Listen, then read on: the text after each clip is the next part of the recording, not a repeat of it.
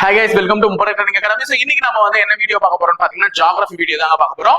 So GK ஃபட்டாஃபட்ல மணல் என்ற இயற்கை வளத்திலிருந்து பிரித்தெடுக்கப்படக்கூடிய தனிமம் எதுன்னு சொல்லிட்டு கேட்கறாங்க. மணல்னாலே நம்ம சாண்ட்னாலே அதுல இருக்கிறது வந்து சிலிக்கான் டை ஆக்சைடுன்னு சொல்லக்கூடிய இதுதான் இருக்கும். இது இண்டஸ்ட்ரி தொழிலகங்களுக்கு எல்லாம் சென்றவுடன் அங்க ஆக்சிஜனை ரிமூவ் பண்ணி நமக்கு என்ன கொடுப்பாங்கன்னு பாத்தீங்கன்னா சிலிக்கானை வந்து பிரிச்சு எடுப்பாங்க. அப்ப மணல்ல இருந்து பிரித்தெடுக்கக்கூடியது எதுன்னு பாத்தீங்கன்னா சிலிக்கான் தான் மெஜாரிட்டி.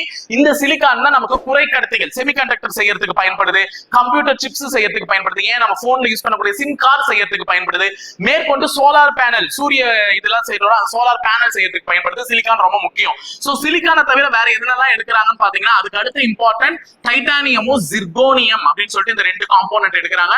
அப்ப சிலிக்கானுக்கு அடுத்தபடியாக எடுக்கக்கூடியது டைட்டானியம் மற்றும் ஜிர்கோனியம். சரிங்களா? அடுத்து இரண்டாவது கேள்வி, உலகின் பெரும் மருந்தகம் என்று அழைக்கப்படக்கூடிய காடுகள் எதுன்னு சொல்லிட்டு கேட்கிறாங்க. எல்லாருக்குமே தெரியும் டிராபிக்கல் ரெயின் ஃபாரஸ்ட். ஓகேங்களா? சோ உலகின் பெரும் மருந்தகம் சொல்லக்கூடியது டிராபிக்கல் ரெயின் ஃபாரஸ்ட், வெப்பமண்டல மழைக்காடுகள் அமேசான்ல இருக்கு. சோ அமேசான் மழைக்காடுகள் இருக்கும். கிட்டத்தட்ட உலகத்தில் இருக்கக்கூடிய 75% தாவரங்கள் மற்றும் விலங்குகள் அந்த காட்டுல தான் இருக்கு. 25% மருந்து பொருட்களை வந்து என்ன பண்றாங்கன்னு பாத்தீங்கன்னா உலகத்துக்கு தேவையான வெஸ்டர்ன் ட்ரக்ஸ் மட்டுமே அதுல வந்து உற்பத்தி பண்றாங்க. சோ வெப்பமண்டல மழைக்காடுகள் தான் உலகத்தினுடைய பெரும் மருந்தகம் என்று அழைக்கப்படக்கூடியது. அடுத்து, மனிதனால் முதலில் அறியப்பட்டு பயன்படுத்தப்பட்ட உலோகங்களில் ஒன்று எதுன்னு சொல்லிட்டு கேட்கிறாங்க. மனிதனுக்கு எது தெரியும்? நல்லா தெரிஞ்சது வந்து இந்த தாமிரத்தை தான். ஓகேவா? ஃபர்ஸ்ட் எடுத்துனே தாமிரத்தை தான் கண்டுபிடிச்சாங்க. அதனாலதான் 10,000 வருஷத்துக்கு முன்னாடியே நம்ம எந்த காலத்துல இருந்து எந்த காலம் வந்தோம், கற்காலம்ல இருந்து செம்பு காலம் பயணித்ததே இதனாலதான். அப்ப கற்காலத்துல இருக்கக்கூடிய மனுஷன் செம்பு காலத்துக்கு வருவதற்கான முன்னோட்டமே இந்த தாமிரத்தை கண்டுபிடிச்சதுனாலதான். இப்ப உங்களுக்கு ஒரு கொஸ்டின் கேட்டு போறேன், சிந்து சமவெளி மக்களுக்கு அறியப்படாத உலோகம் என்ன? ஓகேவா? இந்து சிவிலைசேஷன் பீப்புளால தெரியாத ஒரு உலோகம் அந்த என்ன மெட்டல் என்னன்றதை மறக்காம கமெண்ட் பாக்ஸ்ல கமெண்ட் பண்ணிட்டு போங்க.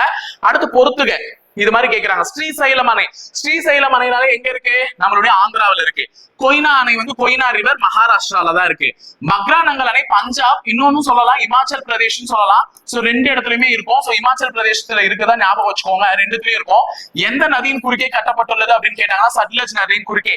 உலகின் மிகப்பெரிய புவியீர்ப்பு அணையே இந்த மக்ரானங்கல் அணை தான். சோ ஒண்ணு. இடுக்கி அணை வந்து கேரளா பெரியார் அணையின் குறுக்கே கட்டப்பட்டுள்ளது. சரிங்களா? சோ இது ஞாபகம் வச்சுக்கோங்க. அப்ப 4-3-1-2 டி ஆப்ஷன். அடுத்த ஐந்தாவது கேள்வி வந்து கருப்பு தங்கம். ரொம்ப ரொம்ப முக்கியமான கேள்வி. கருப்பு தங்கம்னு எதை கூப்பிடுறாங்கன்னு பாத்தீங்கன்னா பெட்ரோலை கூப்பிடுறாங்க. அப்ப நிலக்கரி என்னன்னு சொல்லுவாங்கன்னா கருப்பு வைரம்னு சொல்லுவாங்க.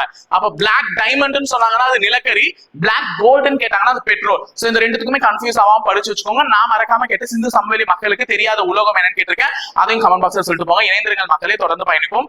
நன்றி, வணக்கம்.